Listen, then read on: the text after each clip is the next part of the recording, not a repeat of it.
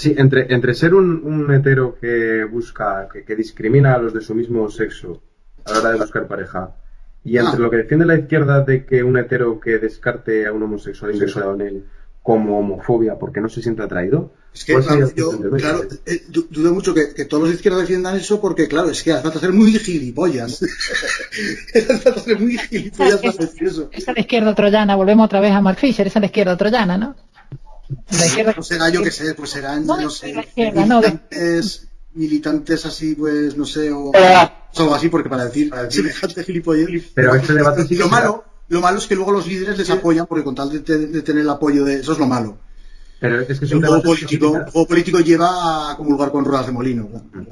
¿Pero por qué? Porque tienes víctimas que están forradas de dinero y están viviendo de maravilla, o sea, el pijo progre. Sí, víctimas, claro. En víctimas sí. Uno se siente una mujer atrapada en el cuerpo de un hombre, el otro se siente esto, el otro se siente el otro, y el otro, y al final lo que son gente que están muy bien, muy cómoda. Fíjate, ahora se me ocurría con lo de la familia tradicional, se me ocurría también otro punto de unión más o menos entre socialistas, bueno, entre cierto tipo de socialistas y los tradicionalistas, ¿no? En cuanto a reivindicar la familia anterior, porque se habla de familia tradicional y normalmente se entiende la familia burguesa, pero no, tradicional sería la familia extensa.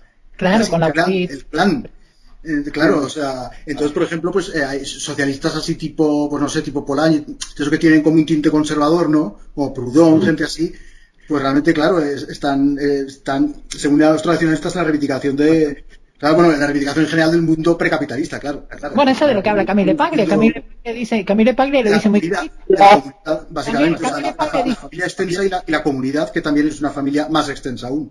Eso sería una La comunidad natural no son más que primos y primos segundos y primos terceros, ¿no? Camille Paglia lo pone muy clarito. Dice que un hombre, una mujer y un niño encerrados en un apartamento no es una familia. Eso es una receta para la neurosis. Y yo me quedo con eso. Pero realmente eso sería una reacción a Engels, porque Engels lo que sostenía era que la familia es lo que inocula el capitalismo, o sea, es uno de los pilares del capitalismo y que había que destruir la familia tradicional, entendida como la familia burguesa, para poder llevar a cabo... No, pero no te creas, porque también decía Engels, claro, se saca esa frase que, bueno, si la dice y sí que es desde luego bastante criticable, la de el proletario es la mujer, el hombre es el burgués, desde luego, pero claro, también dice que en la clase obrera no hay patriarcado ya. O sea, dice que el patriarcado el régimen patriarcado solo funciona realmente en las clases altas, que las mujeres son unas mantenidas y que además no trabajan de hecho tampoco en casa, porque tienen criados, ¿no? Sirvientas, sí. Claro, exacto. Sin embargo, las obreras tienen que trabajar y por lo tanto dice que eso rompe el patriarcado. Dice que eso rompe el patriarcado en el seno de la clase obrera.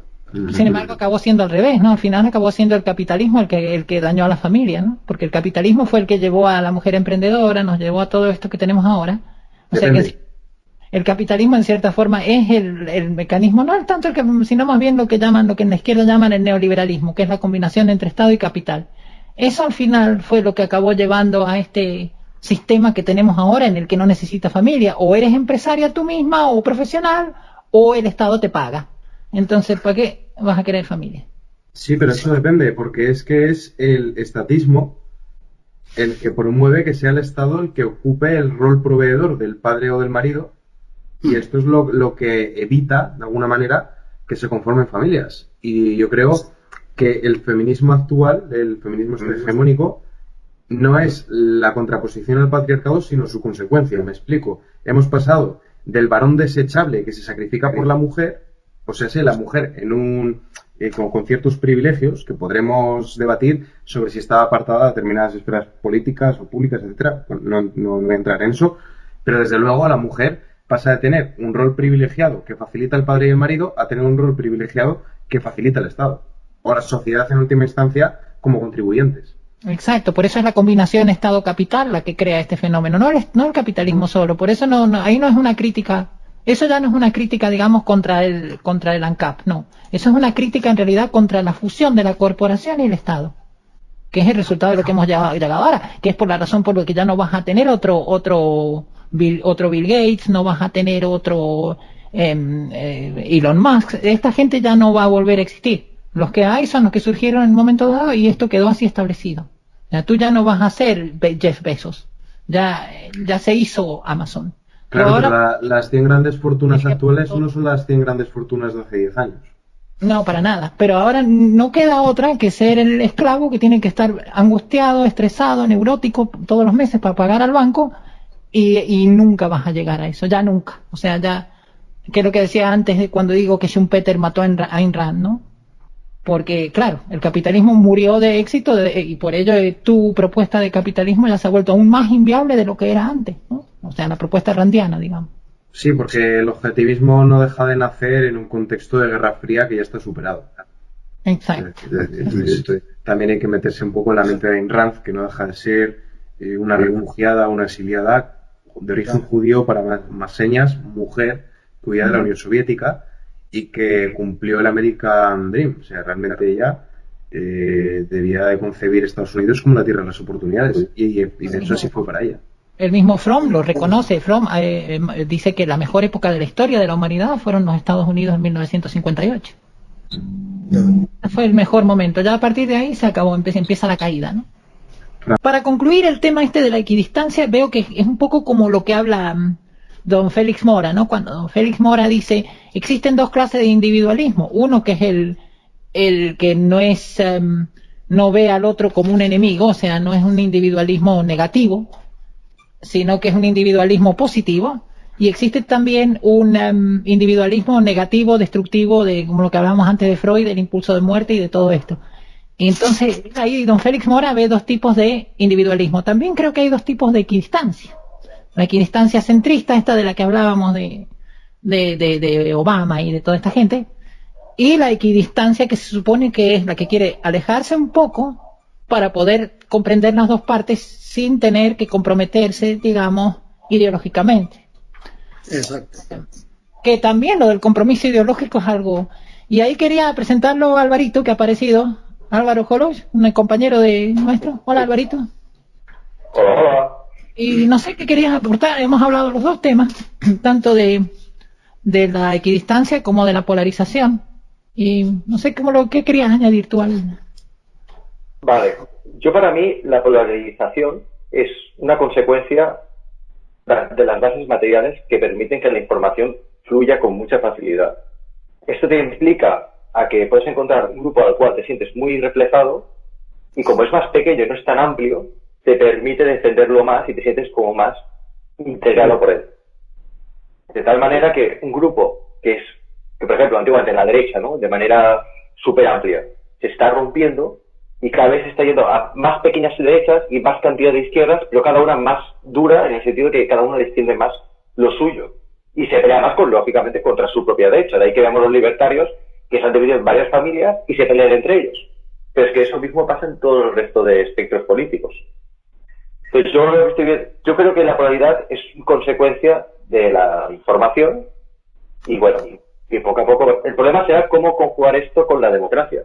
Porque si la democracia es el gobierno de la mayoría, o al menos una minoría debe conseguir un cierto apoyo de una mayoría para obtener una base social con la cual centrarse y legitimarse. Veremos cómo evoluciona y cómo esos dilemas, ¿no?, que se plantean pueden llegar a resolverse. La equidistancia hoy en día es lo menos habitual que puedes encontrar, porque si normal es todo sabía, pues eso. Dime. Sí, bueno, pues acertado, no sé, Raúl, te veía como que querías responder de algo, Álvaro.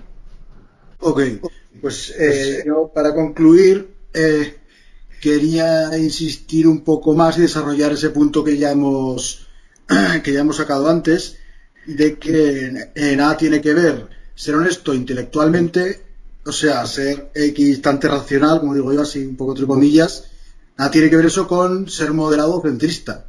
La honestidad podrá llevarte a ser más moderado en ciertas áreas, eso sí, es decir, cuidado, no te apresures a juzgar, que aquí igual no sabes bien no conoces bien el asunto, lo que fuera, pero no, de ningún modo te va a hacer moderado en todas las áreas, ¿no? O sea, el rigor intelectual, de hecho, no solo es honrado, sino que también es práctico. O sea, si realmente quieres promover unas ideas, ¿no?, pues existen distintos modos de defenderlas o de promoverlas. La primera consiste en entender las razones de quien defiende otras distintas y a partir de ahí plantearle dudas razonables y formas alternativas, ¿no?, de abordar las problemáticas. O sea, si realmente estás en la cabeza del adversario, vas a saber mucho mejor cómo orientarle por donde tú quieres, ¿no? O sea, bueno, por eso, una consistiría en esto, en entenderle, ¿no?, desde el respeto, plantearle dudas razonables, y la otra consistiría en insultar y despreciar a todo el que te lleve la contraria, sin molestarte lo más mínimo entender sus razones. Claro, ahora yo creo que si hago la pregunta, me parece que va a ser la respuesta unánime. ¿Cuál creéis que tiene más posibilidades de surtir algún efecto, o sea, de convencer de algo a alguien del bando contrario? Entonces, claro, una vez mostrado esto, pues, ¿cuál de los métodos o cuál de estas actitudes, no, está realmente comprometido con unas ideas y cuál está más comprometido con un bando que con las ideas que representa? Es que tienes que ser muy inteligente y muy culto para darte cuenta de eso. Porque tú imagínate, tú escuchas a la izquierda decir, es todo culpa del capitalismo, y escuchas a la derecha decir, todo es culpa del Estado. Y los dos se equivocan y los dos tienen razón. Porque lo que hay ahora es una culpa mutua, ¿no? Es una culpa de una alianza que crearon entre determinadas empresas y los gobiernos, ¿no? Por lo menos así lo veo yo. Entonces no puede decir es culpa del capitalismo. Pobre capitalismo. Eso es lo que llamaba Ortega la hemiplegia moral. El querer quedarte solo con lo que te interesa porque te identificas con la izquierda. Y porque si eres de izquierda tienes que fijarte solo en el capitalismo, y si eres de derecha tienes que fijarte solo en el Estado o algo así. Tienes que puntualizarle a esta gente, mira, gracias al capitalismo puedes estar ahora 3 meses en cuarentena comiéndote el capital del trabajo que hicieron tu abuelo, tu bisabuelo, que se rompieron el lomo trabajando, llevando, cargando en burritos o en lo que sea. Y gracias a ese capital que se acumuló durante todos estos siglos, tú puedes estar ahora delante de la computadora asustado de un virus que nadie ha visto. Eso. Pero que nadie ha visto con microscopios, sí. Exacto. Entonces, eso. Todos los han visto con microscopios, si no. Yo le decía hoy a Marcos, que es amigo nuestro también, Raúl, Marquitos, le decía, es que esto estamos siendo profetas del fin del mundo sin utilizar conspiraciones, ¿no? Que es lo bueno. ¿Cómo podemos profetizar este fin del mundo que viene sin caer en conspiranoias y en tonterías, ¿no? Hombre, he dicho una cosa, la honradez en objetivos políticos es que es la nada. Claro. El beneficio de mentir no es porque tú, porque en el momento que tú quieras ser honesto, la competencia no te lo permitirá. Yo cuando veo a los del PNL, a toda esta gente, o libertarios muy puristas, o marxistas muy puristas, etc., yo digo, madre mía, es que cuando empiezan a tocar algo de poder, o intenten conseguir cierta importancia, es que se van a disolver. O eso ahora como podemos. Son los incentivos que te pone la competencia política, claro. ¿Y eso cómo lo soluciona? Pues o haciendo una reforma de la democracia así como bastante severa, o prescindiendo de ella, quizá es una opción. Aunque ahora pocos la contemplan y pocos la aceptarían. Ay, mira, Pinochet. Que me acuerdo ahora que eso, ahí fue cuando Raúl se enfadó con Miguel y conmigo, ¿no? Porque éramos de la escuela de pilotos, de los famosos pilotos, gente en los helicópteros. Gente volando. Cuando llamé a Miguel Etarra, pero era a Miguel 2, no a Miguel 1. ¿Cómo me llamabas a mí? Algo de nazi, ¿no? Yo era una nazi, ¿no? Yo he llegado a tener a Miguel 1 y a Miguel 2 bloqueados a la vez, simultáneamente. Yo no tengo que me bloqueó Miguel 2 a mí, creo. Bueno, a ver, no, de que me tengo maneado a mí el canal. A ver dónde está el politólogo. Politólogo, a ver, danos una conclusión, que ya estamos cerrando. No sé, voy. Bueno, yo creo que hay que ser equidistantes en lo que se refiere a lo que decía Raúl, a la honradez intelectual, ¿no? Sobre todo para no engañarte a ti mismo, ¿no? Y no comerte rollo de que son fascistas, aunque bueno, no sé, ahora parece que quieren abrir un sindicato, ahora parece que se va pareciendo esto al fascismo ya, parece que así es fascismo light ahí del frente. A mí me encanta la idea, o sea, sencillamente me encanta, me apasiona. Sindicato facho pobre. Es buena, sí. Tiene su lógica, Es lógica. Claro, tiene toda la lógica. Tiene su lógica, más que nada porque los sindicatos es otra área de poder y como gente que quiere obtener poder, pues quiere infiltrarse en esa zona. No, y convengamos que por fin a nivel ideológico también tiene lógica. Y por fin estamos haciendo caso y estamos haciendo caso a la derecha sensata de que hay que estudiar a la izquierda, hay que aprender de esa gente de la izquierda, porque esa gente, ellos tuvieron durante mucho tiempo el monopolio de todo lo que fue el conocimiento de la historia, de la sociología, Entonces dicen cosas acertadas porque lo estudiaron. El dominio, ¿no? Que ha habido muchos académicos de derecha, vamos, desde siempre los ha habido. Fíjate hoy, para el planteamiento he usado 3 filósofos de izquierda. O sea, para un planteamiento. Y para un planteamiento de derecha puedo llegar a usar hasta 5 o 10 filósofos de izquierda. Se comenta, ¿no?, que Franco decía, si hemos ganado la guerra, deja de ser las universidades, son los rojos. Digo, bueno, pues mira lo que ha pasado. Se comenta, no sé si fue cierto, pero que me lo creo, porque Franco también era un poco raro. Pero ahí es donde yo no veo bien, veo una confusión, porque por ejemplo aquí el almirante Merino decía, las universidades hay que tener cuidado, y tenía razón, porque se infiltran elementos marxistas que corrompen a nuestra juventud y nuestros países ya sabemos cómo son. Y tenía razón el almirante. Pero también llega un momento en el que hay que hacerle entender a la gente la realidad. Mira, tú vas a estudiar a Marx, y vas a estudiar a Gramsci, y vas a estudiar a Marcuse, pero lo vas a estudiar o bien para utilizarlo, para entender que el orden es necesario, que el poder es necesario.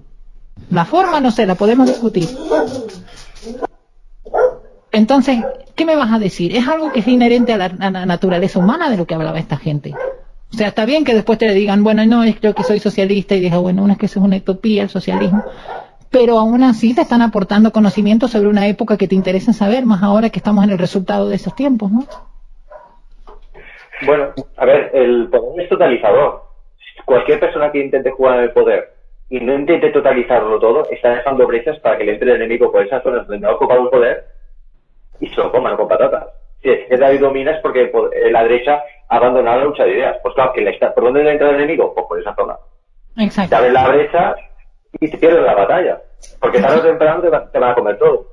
Si quieres obtener poder y retenerlo, tienes que ser totalitario en el sentido de que tienes que todo hacer dentro de la sociedad. En el momento que quieres una brechita, es triste pero la realidad, ¿eh? O sea, la política entiende. Pero eso plantea una pregunta muy interesante, porque claro, o sea, si dices que la derecha, digamos, ha dejado que la izquierda ocupe lo que es la cultura, la educación y demás, claro, o sea, se puede ver con una victoria de la izquierda o, según otros intelectuales, así como el que siempre menciono, como Adriano Rigel, o incluso Esparza estaría por ahí, o Alain de Benoist.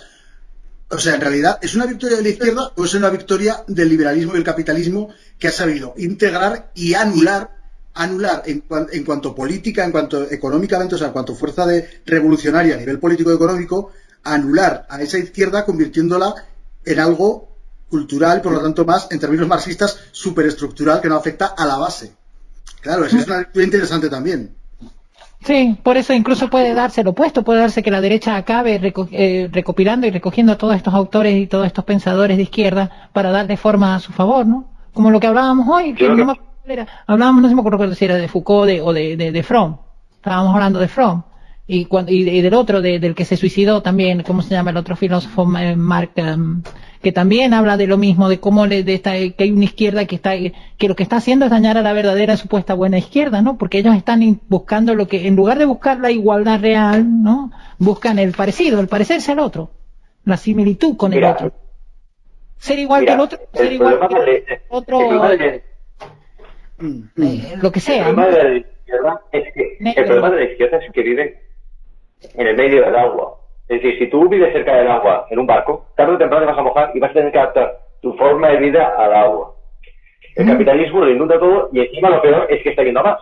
Por tanto, la izquierda lo que hace es, como grupo de poder o que intenta obtener poder, es adaptarse a los medios donde ella vive. Y con ello consiguió un relato y consiguió el poder. Entonces la derecha, no es que la izquierda, el capitalismo haya absorbido a la izquierda, es que la izquierda se ve obligada a adaptarse a su medio para poder seguir viviendo de vender ideas y obtener el poder. A ver, yo no quiero ser doctrinario, o sea, solo son explicaciones, o sea, perspectivas distintas, explicaciones que se pueden barajar y que son interesantes, ¿no? Por contrastar unas con otras. Y tampoco se me quería olvidar, Miguel, lo del tema de la equidistancia ante el racismo, lo que te comenté en tu directo, de si somos equidistantes frente al racismo, ya sea racismo contra los negros o racismo contra los blancos, o frente al sexismo, ya sea contra los hombres o contra las mujeres. Y es interesante además que los Social Justice Warriors o Antifa o Black Lives Matter ahora tan actual, ¿por qué les criticamos los que somos o de derecha o liberales o de izquierda disidente? ¿Por qué? precisamente por no ser equidistantes ante los distintos racismos. Quiero Por incluso promover un racismo antiblanco en nombre de la lucha contra el racismo. Si vas a ir a la cuestión marxista bien, que me gustó lo que decíamos con Miguel antes del facho pobre. El facho pobre en realidad es el proletario. Y es bonito que el proletario sea el facho pobre, es como que de golpe la derecha está triunfando gracias a la izquierda, ¿no? Qué concepto más interesante y más profundo. Tengo que pedir el turno por alusiones. Sí. Claro. Es que yo eso lo considero un poco una falacia de falso dilema, porque de alguna forma, volvemos nuevamente a la ventana de Overton, era aceptable discriminar o segregar a las minorías raciales y que el blanco tuviese el poder y luego sería un extremo impopular que no era concebido dentro de lo políticamente aceptable, que hubiese igualdad.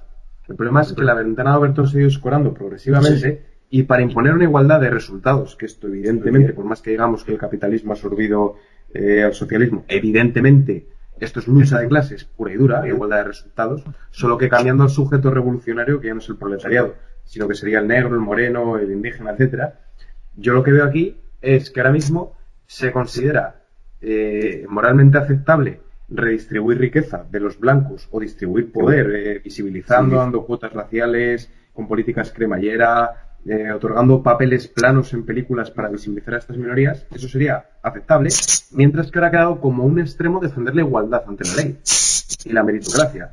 Entonces yo aquí lo que veo, y esto lo quiero enlazar con lo que comentabais antes, es más bien el triunfo de Antonio Gramsci. Yo lo que veo es que Antonio Gramsci supo leer muy bien, a través del fracaso de la Unión Soviética, que para adquirir el poder había que entrar por esos pequeños recovecos que mencionaba anteriormente Álvaro, que es pues, en el caso de España concretamente, que el PP se centraba en el discurso económico, nosotros arreglamos la economía, descuidando todo lo demás, que lo ha sabido ocupar muy bien la izquierda, y al final la derecha en España va a rebufo de lo que dice la izquierda, cuando gobiernan no se atreven a eliminar todo eso, y entonces yo lo que veo es que la izquierda ha sabido reciclarse cambiando el sujeto revolucionario y que precisamente es la izquierda la que está ganando esa batalla cultural. Por el simple hecho de que ahora mismo la derecha, por complejo, por lo que sea, admite como moralmente aceptable las conquistas sociales de esa misma izquierda. Sí, hay mucho de eso también. Pero igual también es que es un discurso libidinal, ¿no? Convengamos que todo lo que se está planteando aquí es una cuestión hedonista y libidinal totalmente por parte de la izquierda, ¿no? Tú te tienes que identificar con gente que en realidad no te vas a identificar, porque no son tú. Entonces que crean más todavía de lo que hablábamos al principio, de esa reacción que es lo que crea la polarización hacia la pulsión de muerte, ¿no? Hacia mi vecino es mi enemigo, lo tengo que matar, y lo tengo que matar al otro, y al final nos matamos todos. No sé, Álvaro, ¿querías decir? Sí, yo estuve hace nada, dada la casualidad, leí un artículo, era una mezcla entre biología y psicología evolucionista, que explicaba que el racismo probablemente había sido una conducta que hemos aprendido, ¿no? Una memoria especista, ¿no? Una memoria que se ha quedado dentro de nosotros, ¿no? Que tenemos, por ejemplo, la mierda, ¿no? Nos produce algo que está, nos es desagradable porque aquellos individuos que se acercaban a la mierda se infectaban y se morían en la descendencia. Y el tema del racismo, había una teoría que explicaba que yo me quedé literalmente a cuadros. Y es que probablemente la desconfianza hacia, digamos, lo diferente se debe a un tema de olores y de conductas que se han quedado como grabadas en nosotros. Pero, por ejemplo, los grandes movimientos de personas se han dado siempre, pero a un nivel tan rápido, tan grande, tan global, se han dado básicamente desde el comercio o las grandes inmigraciones.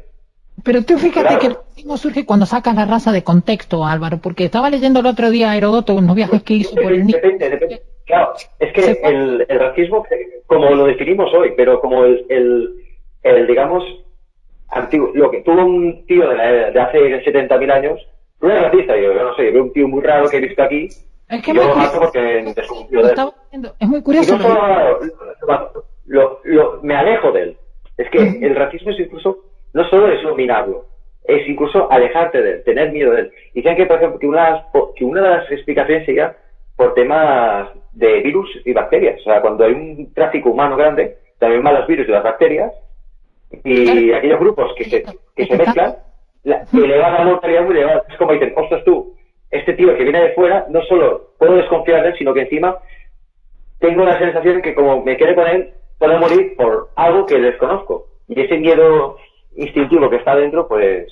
Pero lo que decías tú, Álvaro, es porque viene de fuera. Es porque viene de fuera. Si tú vas, por ejemplo, me gustó eso de los viajes de Heródoto, porque Heródoto viaja al sur del Nilo y llega a Nubia, y llega al sur, donde hay gente, y él dice, es la primera vez registrada en papel que un hombre blanco ve un negro, ¿no? Y dice, el sol en este lugar es espantoso. La gente es negra de cómo quema el sol. O sea, fíjate qué visión completamente distinta, ¿no? Él no lo veía como una cosa rara, invasiva. Él lo veía como que dentro de un contexto climático se podían dar hombres de ese color. Lo que pasa... El racismo. Y ahí no podía haber racismo porque había un fenómeno contextual. Mientras que ahora tú tienes un negro en Suecia y hay como un fenómeno casi fuera de contexto. Entonces eso crea ese tipo de choque. Por eso digo que es algo más interno, que es lo que dice el artículo, ¿eh? Que no es solo cultural, que es algo que viene mucho más adentro, esa desconfianza hacia la persona más lejana de lo habitual. Porque, coño, comprendemos que hay racismo dentro de Europa. Los eslavos no se llevan bien con los germanos. Sin embargo, físicamente no son muy distintos. No sé si me explico. Lo que pasa es que no perdemos mucho a los de Marruecos dentro de lo que cabe. Bueno, si aceptamos que el mercado surge... Si aceptamos que el mercado surge en el Neolítico cuando se empieza a acumular grano y se empieza a intercambiar, Claro. Hemos pasado por millones de años, no hablo de nuestra especie, hablo de todas las precedentes, en las que cuando aparecía un grupo similar a ti, pero diferente, la consecuencia inmediata es que se mataba a los hombres y se violaba a las mujeres. Evidentemente eso va a dejar una impronta, una desconfianza a lo desconocido. Pero Raúl, perdón, Miguel, pero eso, te piensa que eso no solo era un grupo, pues muchas veces la mayoría de las guerras en el Paleolítico eran por búsqueda de mujeres, básicamente porque podía haber una ola de frío, ¿no? O por ejemplo que las mujeres al parto, ¿no? Morían muchas y si no iban a la tribu de al lado, o sea, la mayoría de las guerras entre tribus cercanas. Por eso dicen que el racismo de una tribu, o sea, el racismo no se surge de una tribu que está a 30 o 40 kilómetros o 50. Sí, el racismo se da entre grupos mucho más lejanos. Entonces, lo que dicen que puede ser que sea algo más que eso, que no sea solamente esa desconfianza de otros grupos, porque la guerra por búsqueda de mujeres, de hembras, era muy habitual. Cada X tiempo se daba. Bueno, el rato la porque había otra. Claro. Quería responderte, Miguel, a los anteriores argumentos sobre el racismo, la discriminación positiva y esto. Claro, hay que dejar claro que aquí me parece que estamos todos de acuerdo en que estamos en contra de la discriminación positiva, que tiene efectos perversos. Bueno, ya vamos a repetir el argumentario, que nos lo conocemos todos. O sea, eso ya dejarlo claro de entrada. Y lo de la ventana de Overton, claro, a ver, habría que ver según los países, ¿no? O sea, a ver, por ejemplo, pues no sé, es que el racismo, claro, es que es un fenómeno muy complejo que es importante que lo que ha dicho Álvaro, que luego te comentaré también, a nivel biológico. Pero, claro, o sea, dependiendo del país, es que una cosa es el racismo, digamos, así instintivo, que puede ser evolutivo o lo que fuera, ¿no? El racismo instintivo, que es un fenómeno a nivel de individuos que instintivamente son racistas, digámoslo así, que sienten cierto rechazo en diverso grado por los miembros de otras razas, ¿no? Pero luego está el racismo ideológico, que eso es otra cosa. Eso es un fenómeno cultural, sociológico, incluso político, porque ha habido estados que se han basado claramente en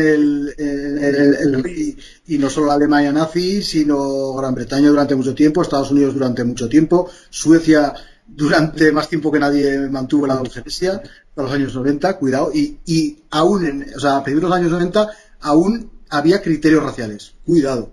Que si ahora ande tan por los locos, igual es por cierto complejo de culpa, ¿no? Yo personalmente lo que veo, estaría muy bien ver la cantidad de matrimonios de diferentes razas.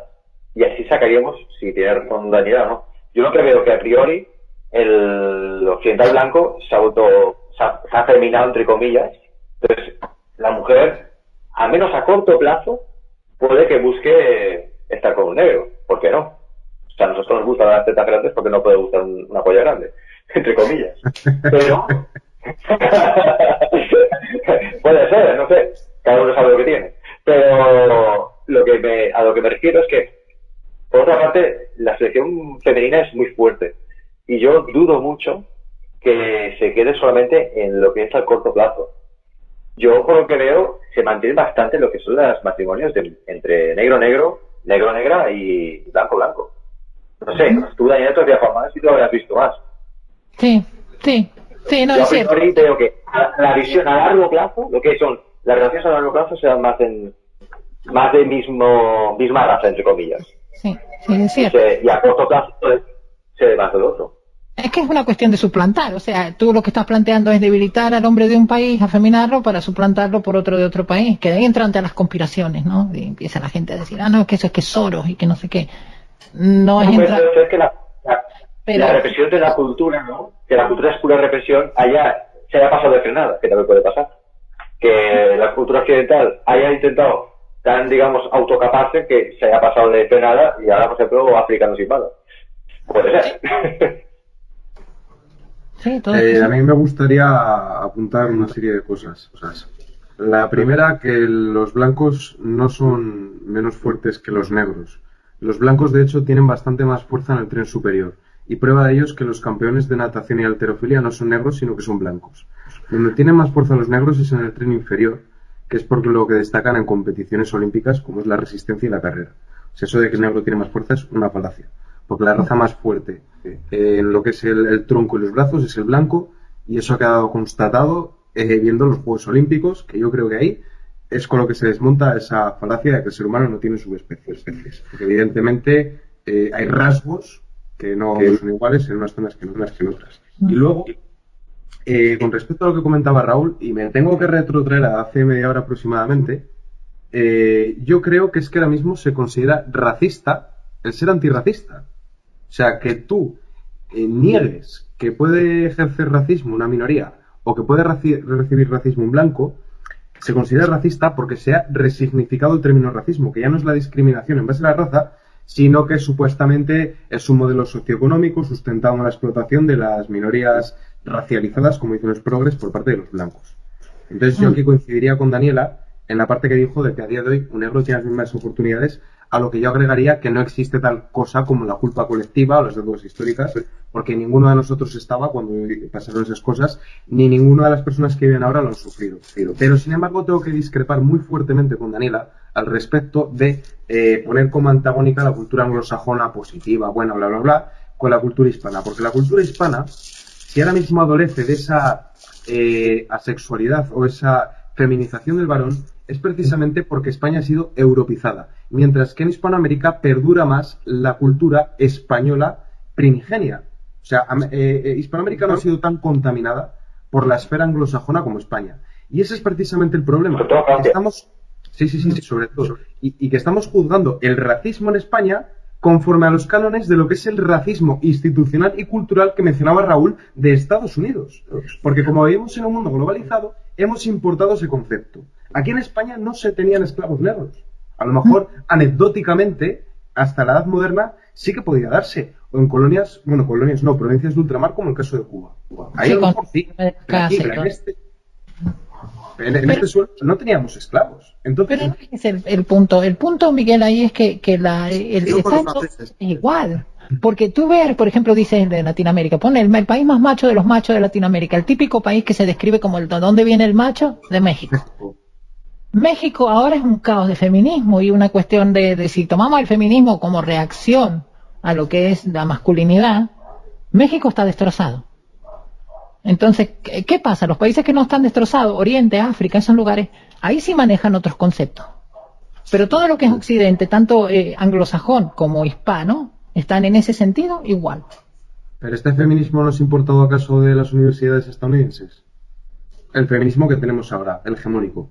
De donde ese surge en las universidades estadounidenses, surgen los más media estadounidenses, y a partir de ahí, exactamente igual, como el McDonald's, ha llegado al resto de Occidente, especialmente en España.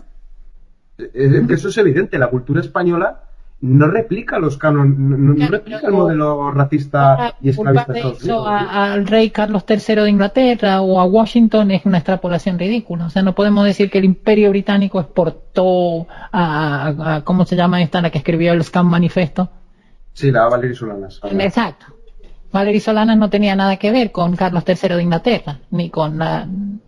O sea, no podemos extrapolar, que es una cosa rescatable del marxismo, fíjate. Extrapolar, no entiendo qué quieres decir con extrapolar, porque nadie está extrapolando. Somos la construcción de nuestro tiempo, no somos... Estamos situando un poco según los países, no según somos las culturas, producto de no la estamos peste extrapolando. 1348, aunque lo somos, no somos un producto de la peste bubónica de 1348, somos un producto de la posmodernidad. Sí. Claro, producto de eso, porque ahí se hizo una selección natural brutal. Claro que somos un producto de eso. Claro, pero ahora somos un producto de la posmodernidad, o sea, nada que ver. Ya, hombre, ya, pero no podemos caer en el adanismo del pasado, no tiene nada que ver con nosotros. O sea, somos hijos del pasado.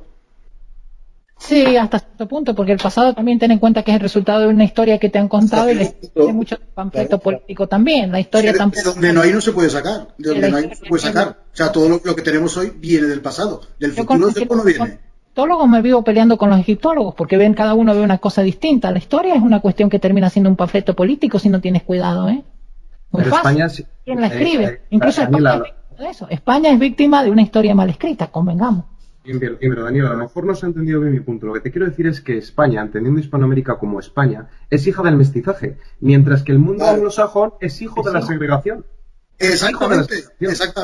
No es extrapolar, es mirar la historia de dónde venimos. Otra cosa es dónde estemos, pero de dónde venimos es innegable que es eso.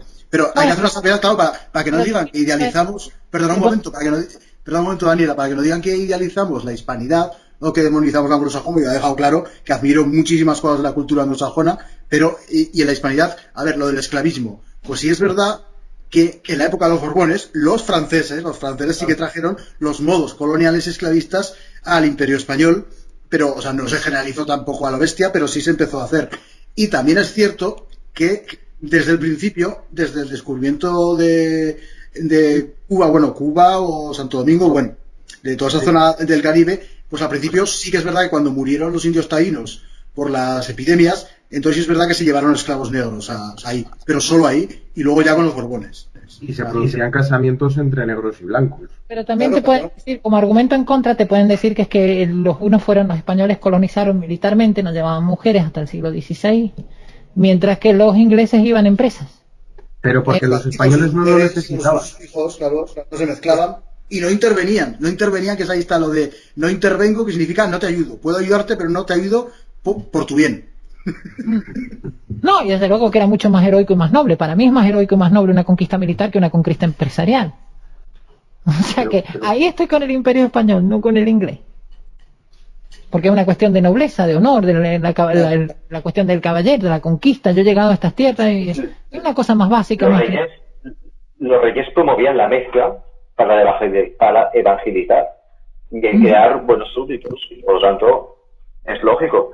Yo es que el postmodernismo, para mí es...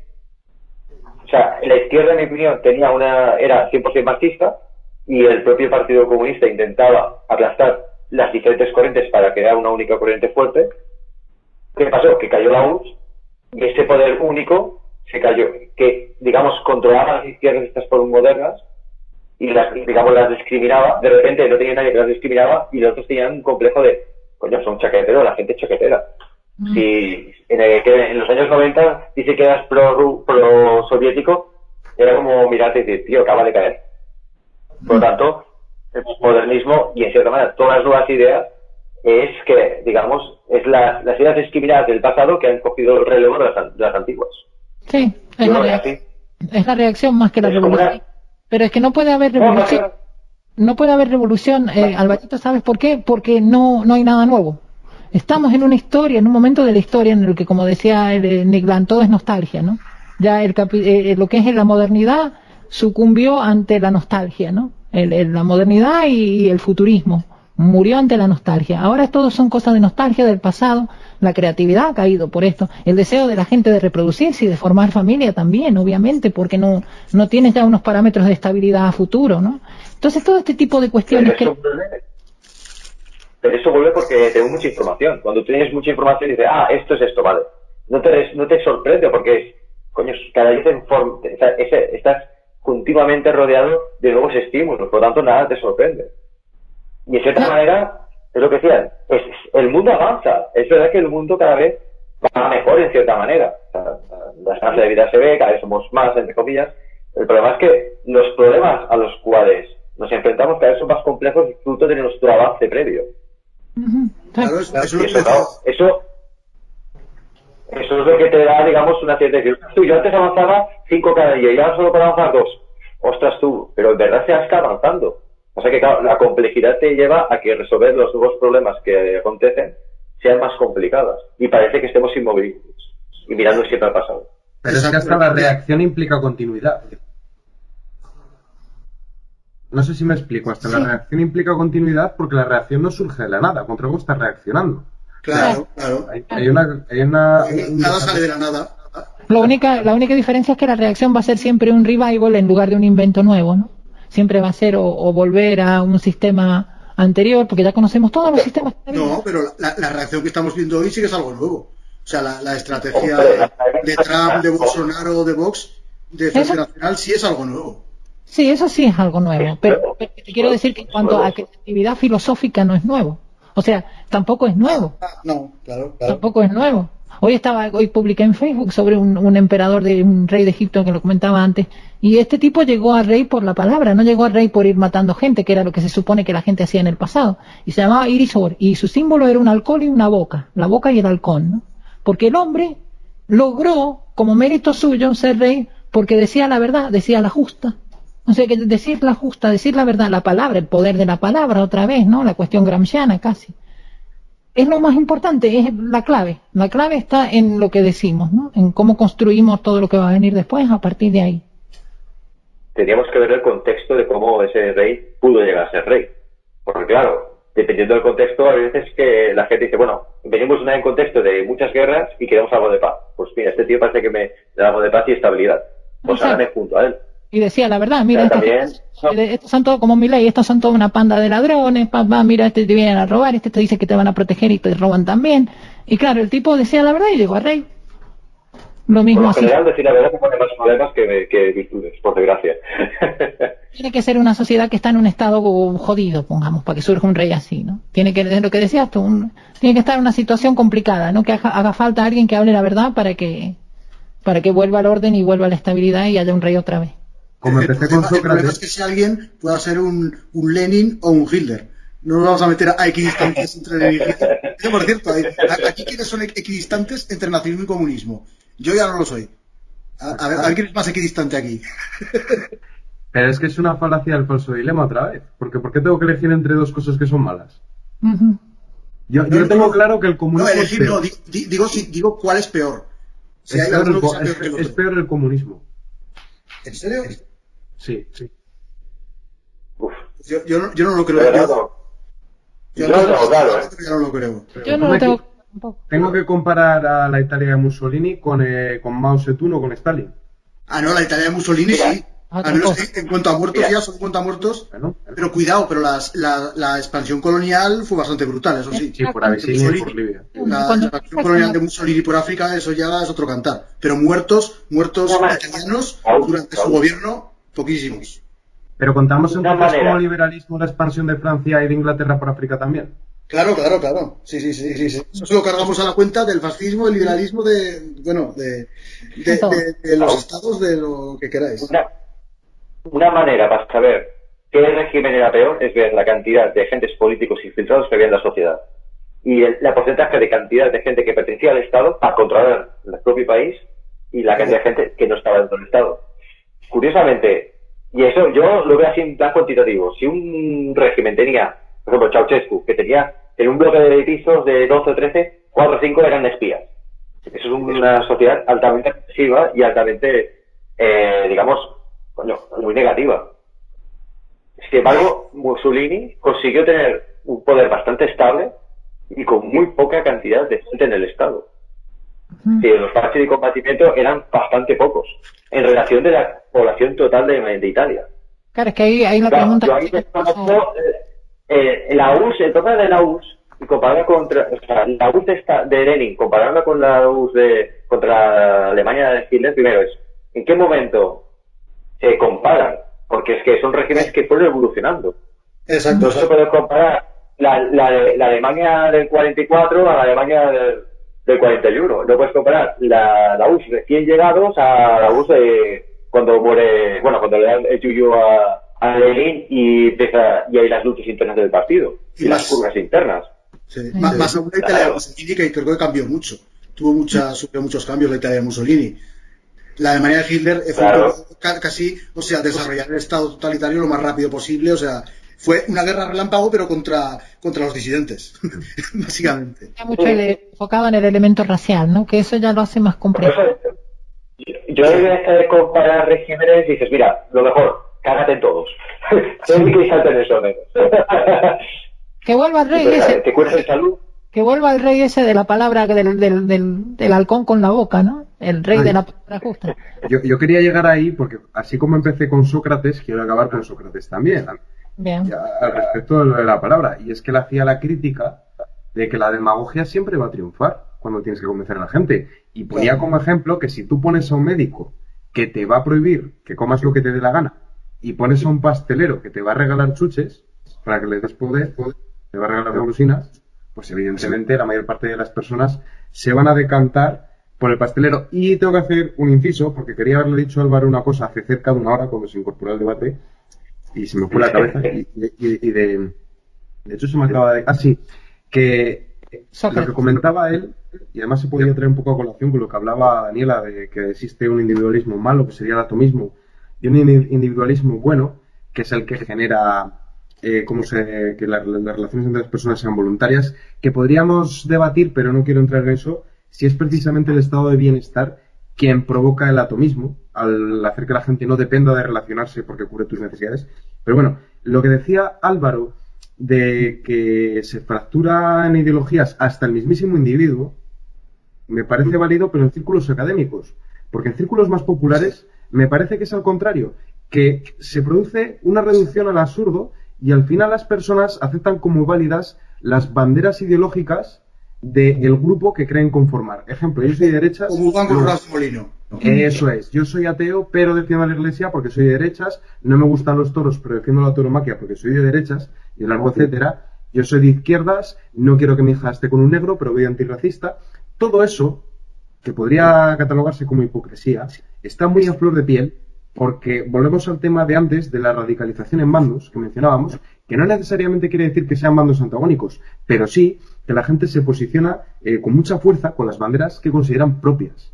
Y se ve sobre todo, pues, los de confirmación, que cuando hay cualquier noticia referente a las banderas del otro bando, pues se magnifica, como por ejemplo, dos gays en el orgullo que van desnudos, o qué barbaridad, que van desnudos los gays, o una única persona con una bandera franquista en una manifestación de Vox, o qué barbaridad que haga una bandera franquista. Solo es una persona, son casos aislados, pero se le da muchísima más repercusión porque es una bandera ideológica de los otros, de los malos.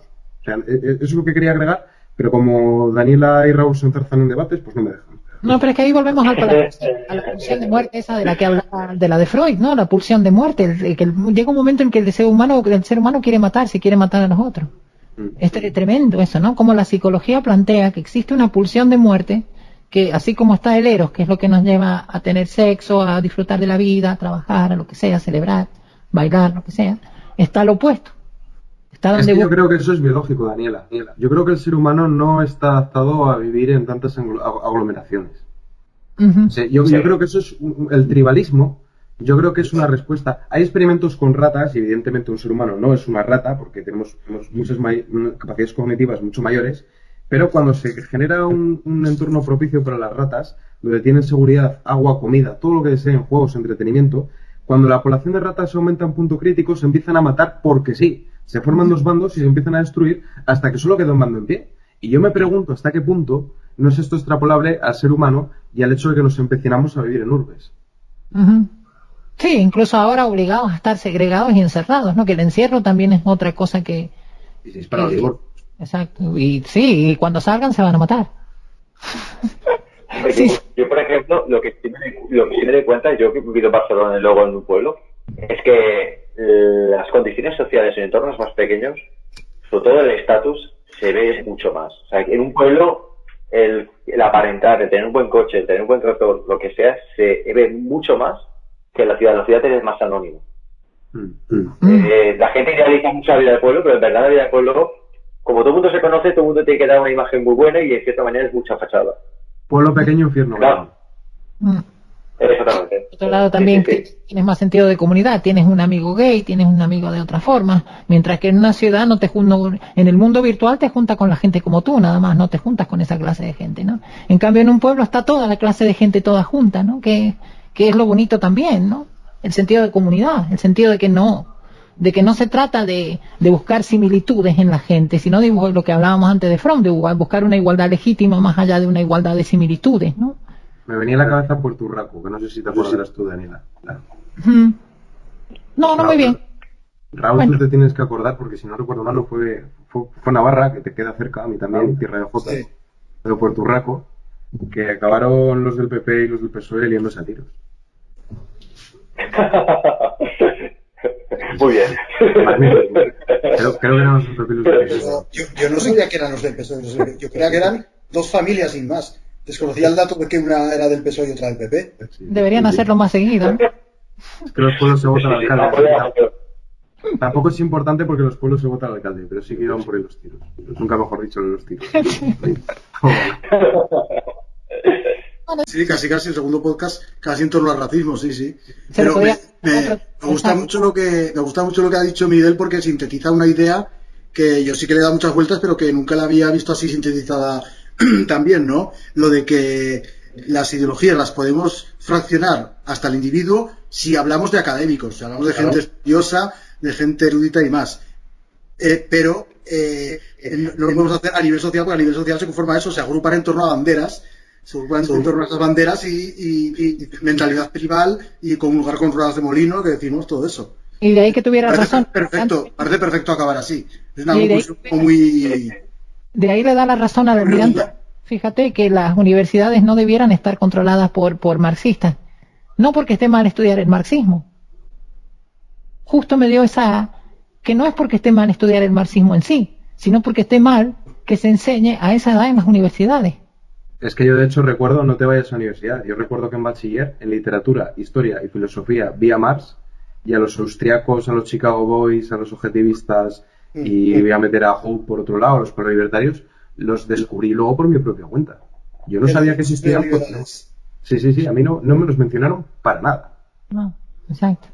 La pública o privada. Pública. Yo soy Pública, total, siempre. Siempre. No, yo soy la típica definición de facho pobre. Soy un obrero de derechas milurista. O sea, yo cumplo el requisito total a todos los niveles, además blanco entero y varón. O sea, yo soy Afíliate al sindicato de Vox. Eso estaría bien. Al partido no, al sindicato sí. Bien, sí. Es un placer. Voy a ser sindicalista. Está bien que tengamos, lo siento. Raúl, hay una izquierda, tío, que creo que te gustará mucho, que seguro que has oído hablar. La izquierda tricornio, tío. ¿Has oído hablar de ella? Eso es lo que le llaman armesilla. Ujú. Sí, creo que sí. Yo estoy en un grupo, tío, de los que no son No es una marxistas. izquierda seria, o sea, es un hombre de paja en realidad. Vamos, por lo que yo tengo Vale. Yo me lo creo, Es como les llaman a los izquierdistas que defienden la unidad de España y que critican la democracia, o que, vamos, así, digamos izquierdistas rancios. Me está, Bueno, me está sonando a Nashville, que me parece coger lo peor de dos ideologías. Y mi amigo que lo hemos tenido aquí, el profesor Insúa, ¿no? Él también, por ahí... Los Nazbol son unos jefazos solo por sus símbolos. O sea, porque tiene la bandera, que es la fusión perfecta entre la nazi y la comunista, porque es el roja, círculo blanco y en medio, en vez de la esvástica, 12 el martillo. ¿Y el saludo qué es? Pues así, o sea, mezcla entre el puño y el... así. Me encanta. O sea, solo por eso molan. Sí. Y tienen Yo un tengo rollo... entendido que los Nazgûl en España son medio independientes. Ahí tienes estos grupos, los independentistas, y luego tienes los pro España a muerte, tío. Tengo entendido. A los de formación obrera también les llaman Nazbol. Es que es muy amplio Nazgûl, ¿no? Porque Nazgûl también te incluye a Dugin y a una cosa eboliana, así, de la tradición. Mira, además fue muy bueno el cartel que hicieron, que por lo visto tuvo repercusión y les criticaron gente así progre de la típica que está siempre por Twitter, los famosillos. Pues en un cartel que era el sexo biológico existe y la explotación de los trabajadores también. Y yo no sé quién odia más a los progres. ¿Quién odia más a los progres? ¿La derecha o la izquierda esa rancia? Depende de que entendamos por derecha. Claro, depende de que entendamos. Sí, puede estar la derecha de Ciudadanos. No, hablo de la derecha rancia. Pero es que incluso dentro de los libertarios tienes a cierta corriente como la de Gloria Álvarez, que busca una forma congraciarse con determinadas ideas de la izquierda. Hace un hombre de paja al conservadurismo insultante. Exacto. María Blanco menos, pero... No, María Blanco mucho más seria. Pasa, Miguel, que la gente los endiosa. Tenía razón Villanueva, aunque es bastante mediocre. Pero es que es verdad. También, Raúl, es que la gente los endiosa también. Hacen de estos personajes, que son personajes que tampoco son para tanto, super dioses del conocimiento y de la sabiduría, ¿no? Y pasa mucho, hay muchos personajes, tanto en la derecha como en la izquierda, que son inflados, que no son gente que tenga ninguna clase Pero eso es lo que se llama intelectuales en el sentido negativo. Claro, pero es que tiene errores. Son pues como vendedores de crecepelo. Pero comete errores conceptuales brutales, como decir que Margaret Thatcher era libertaria, comprar la leyenda negra, que tampoco hay que comprar la leyenda rosa, pero comprar la leyenda negra desde luego me parece un error. Confundir conceptos como el republicanismo español vinculado a la izquierda con el republicanismo americano, o sea, tiene eso no tiene perdón de Dios. No lo tiene. Lo mismo le pasa a Jordan Peterson, fíjate. Jordan Peterson es un gran psicólogo, genial, pero cuando se pone a opinar de filosofía, mete la pata. Porque se basa en Dios. Sí, no, porque empieza a hablar de, por ejemplo, de Derrida y de Foucault como los culpables de la posmodernidad. No tiene nada que ver. O sea, puede tener que ver de forma indirecta, pero por ejemplo, tú puedes decir, bueno, Foucault, el micromachismo está implícito en la filosofía de Foucault y en su análisis del poder. Pero es que la culpa de la posmodernidad no la tiene nadie. Es una época que vivimos y que, bueno, pues se debe a muchos factores.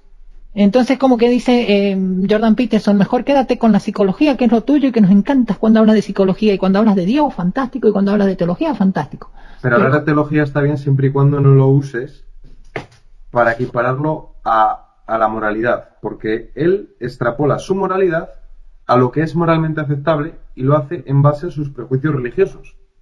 Y eso es un error. Eso es un error, porque tú puedes tener una moral, pero no puedes pretender que sea la misma la de los demás.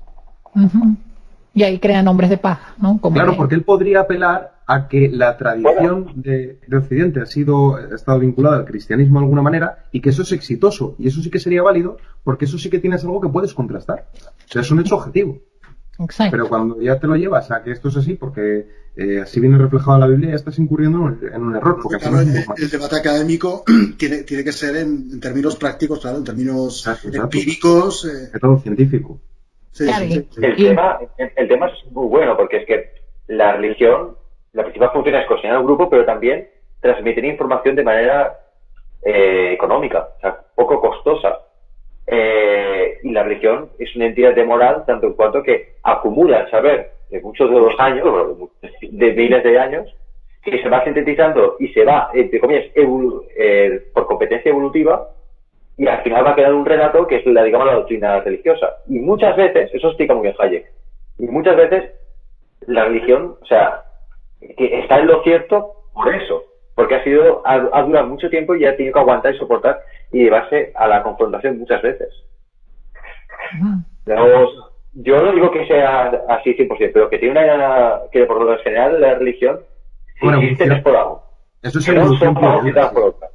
No, a ver, las religiones evolucionan, pero cuando digo evolucionan no quiero decir que van cambiando con los años, no, quiero decir que evolucionan con todas las de la ley en el sentido de que hay una selección natural y que se descarta lo que no es válido. Claro, sí. O sea, el Antiguo Testamento no se puede comparar con el Nuevo, ¿pero por qué? Porque es que también el entorno donde se hizo es diferente y la acumulación de saber también era distinto, Sí, y esta religión suicida que tenemos ahora, nihilista, así, de no creer en Dios y de querer acabar con todo lo bello y con todo lo que... Ya la veía venir Nietzsche.